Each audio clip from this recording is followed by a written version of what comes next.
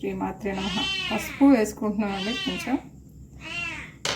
అదేవిధంగా ఒక చిన్న గిన్నెడు బెల్లం వేసుకుంటున్నాం. అదేవిధంగా ఒక 3/4 కప్పు ఉప్పు వేసుకుంటున్నాం. బాగా కలుపుకోవాలి.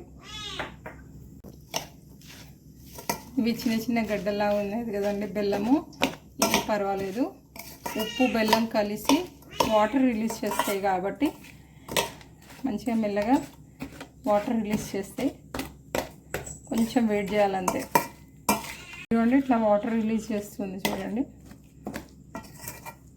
ఇంట్లో ఏమేమి వేసుకోవాలో కూడా చూపిస్తాను. ఇదే కప్తో 2 కప్పులు కారం,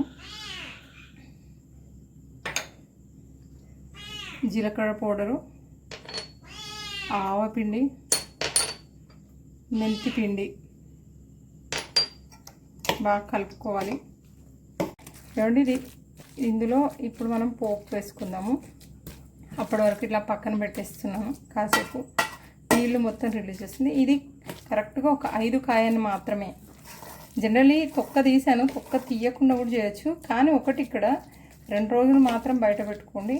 మిగతాది ఎంత నూనె వేసినా రెఫ్రిజిరేటర్లో పెట్టుకోవడం మంచిది. మా ఇంట్లో అయితే ఒక 2 నెలలు కూడా రాదనుకోండి, చాలా త్వరగా తినేస్తారు మా వాళ్ళు.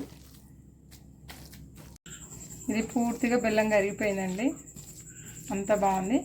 ఇప్పుడు మేము పోపు వేసుకున్నాము, అది ఇందులో వేసుకుందాం. జనరల్గా మీరు ఇట్లా బెల్లం ఆవకాయ 2 1 అట్లా చేయాలనుకుంటే ఒక 10 నిమిషాలు బెల్లము ఉప్పు కలిపి పక్కన పెట్టుకోండి. మిగతా అన్నీ కలపండి. పొద్దున్న చేస్తే సాయంత్రానికి, సాయంత్రం చేస్తే పొద్దున్నకి బాగుంటుంది పచ్చడి. అదేవిధంగా ఇప్పుడు నేను 1/2 లీటరు ప్యూర్ నువ్వుల నూనె తీసుకున్నా అండి. అది పోపు వేసాను. కరివేపాకు, ఒక 2 ఎండుమిరపకాయలు, ఆవాలు, జీలకర్ర ఇది పోసేసుకుంటున్నాను. జనరల్ నేను ప్రతిసారి 20 కాయ పెట్టినా మా ఇంట్లో ఒక 2 నెలలు మాత్రమే ఉంటున్నదండి ఈ తీపి ఆవకాయ. మరి అందుకేసే నేను 1 ఇయర్ గురించి చెప్పలేకపోతున్నాను, కానీ చాలా బాగుంటుంది. మీరు కూడా ట్రై చేసి చూడండి. ఇది 2 రోజులు బయట ఉంటుందండి బెల్లం ఆవకాయ. ఎక్కువ మటుకు రెఫ్రిజిరేటర్లోనే పెట్టుకోండి.